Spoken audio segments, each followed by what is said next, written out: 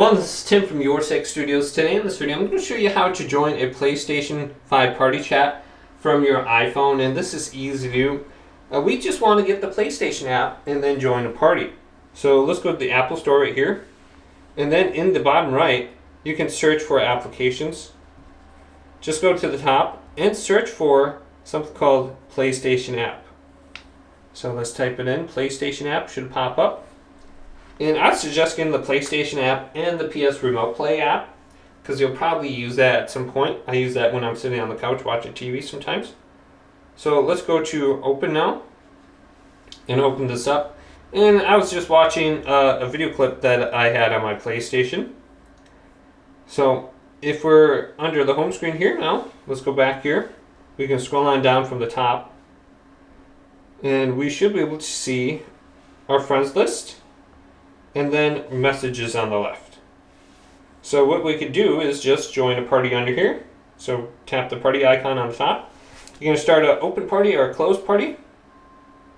Otherwise, you can go to an existing group and then tap the little headset icon right here. And then you can start a party on here. And you can use your microphone as a way to talk to people. Also, if you have your AirPods connected, any other headset connected to your iPhone, you can use that to communicate with people on your PlayStation 5.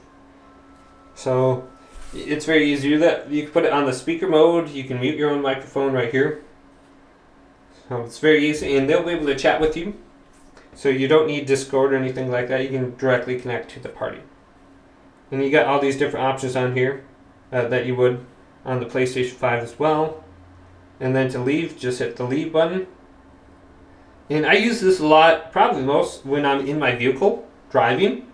And I know my friends are on and playing. I'll jump into the party chat and I'll just listen in as I'm driving. So it's kind of cool to have.